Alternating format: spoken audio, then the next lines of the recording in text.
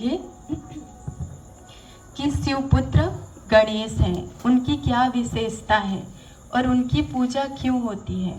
सबसे ज़्यादा भारत में महाराष्ट्रीय लोग और पूरे हिंदू समाज में जितने हैं सब गणपति की बहुत श्रद्धा से पूजा करते हैं और उनको कहते हैं विघ्न विनाशक, सिद्धि विनायक। माना उनकी पूजा करने से हमारे जीवन के विघ्न समाप्त हो जाते हैं, हमारे जीवन के कष्ट दूर हो जाते हैं। तो उनका आज हम आपको 10 मिनट रहस्य सुनाएंगे। एक बार की बात है, कहते हैं कि माता पार्वती स्नान करने के लिए गई थी। तो स्नान करने से पहले उन्होंने अपने मैल से एक बालक उत्पन्न किया जिसका नाम रखा गणेश। और फिर बताते हैं कि उनके जो पति थे शिव परमात्मा, जिनके लिए शंकर जी कहते हैं, वो कैलाश पर्वत पे गए थे तपस्या करने के लिए और माता पार्वती स्नान करने के लिए गई थी। इसके लिए गणपति को कहा कि कोई अंदर ना आए, आप पहरा लगाना। और इतने में शंकर जी तपस्या करके आ जाते हैं। तो माता की श्रीमत का पालन पता है ना कि आया हुआ है, मेरा पिता है, या फिर पिता को भी पता चल जाता है कि वो मेरा पुत्र है। फिर दिखाते हैं कि बार बार अनुग्रह करने के बाद भी गणपति उनको जाने नहीं देते हैं।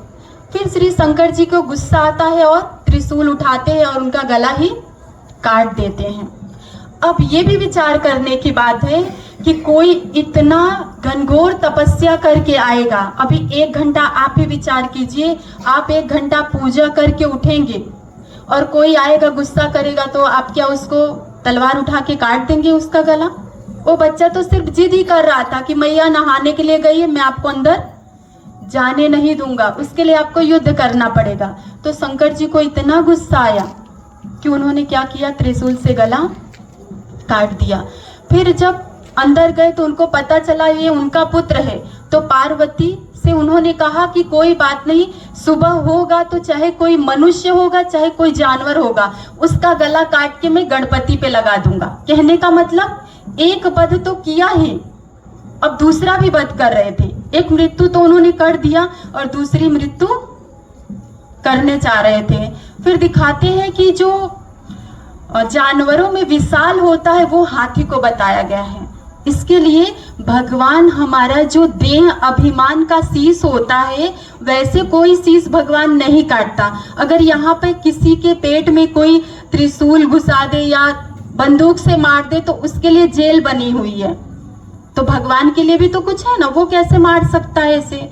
तो ज्ञान के रहस्य से हम बताते हैं कि जब हम भगवान के बनते हैं तो भगवान हमें पहले स्वयं का परिचय देता है कि आप एक आत्मा हो, अर्थात ये देह अभिमान का भगवान शीश काटकर विशाल बुद्धि रूपी शीश हमें परमात्मा प्रदान करते हैं और वो उनका नाम रखते हैं श्री गणपति, विघ्न विनाशक। तो इतना बड़ा विघ्न उनके जीवन में आया कि उनका गला ही काट दिया, तब कहां से विघ्न विनाशक होंगे।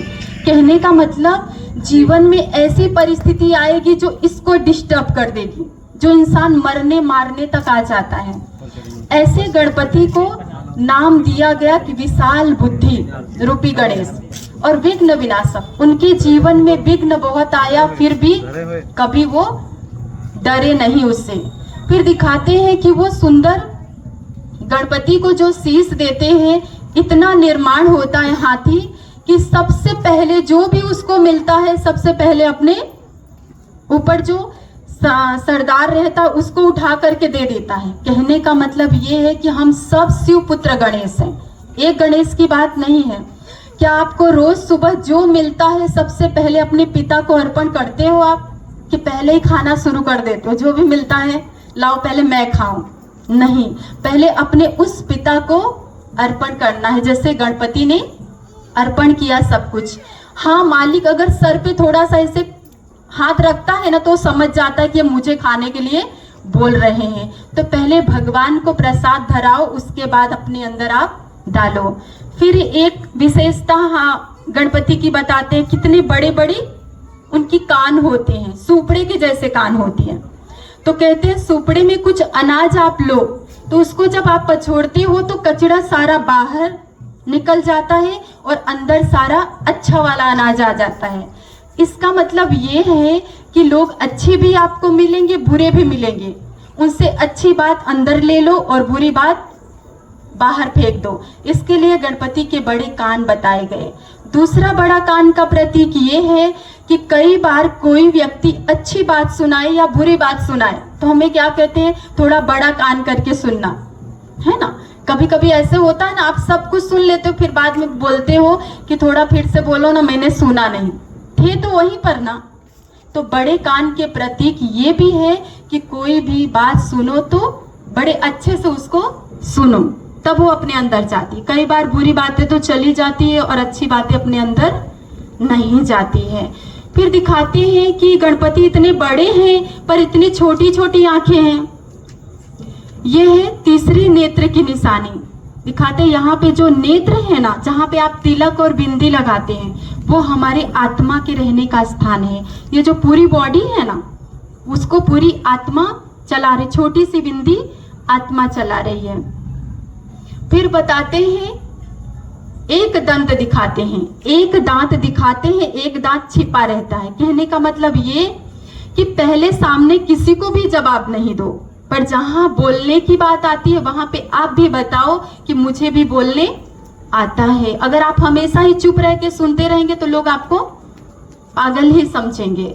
फिर दिखाते हैं गणपति को 4 हाथ, एक हाथ में गुलाब का फूल, दूसरे हाथ में लड्डू, तीसरे हाथ में फरसी, चौथे हाथ में रस्सी बताते हैं।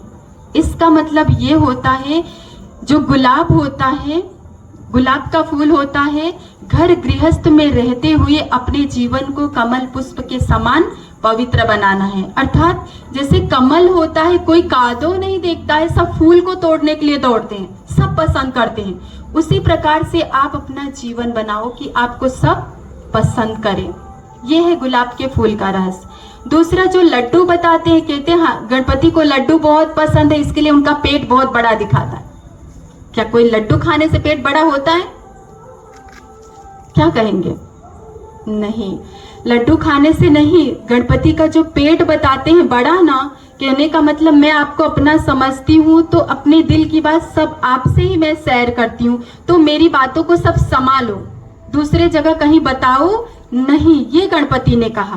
पर हम क्या करते हैं, 1-2 थाली खाना खा लेते, हजम कर लेते, पर अगर हमें किसी ने कुछ कहा तो जब तक हमारी बनती है तब तक तो हम नहीं बोलते। उसके बाद जैसे गुजराती में बोलते हैं, उंदर एक जगह नहीं रहता, कभी उधर कभी उधर, वैसे हमारे मन में भी बातें नहीं रहती हैं। पर गणपति ने क्या किया, सभी की बातें अपने पेट के अंदर समाई। इसके लिए पेट बड़ा दिखाते हैं गणपति का।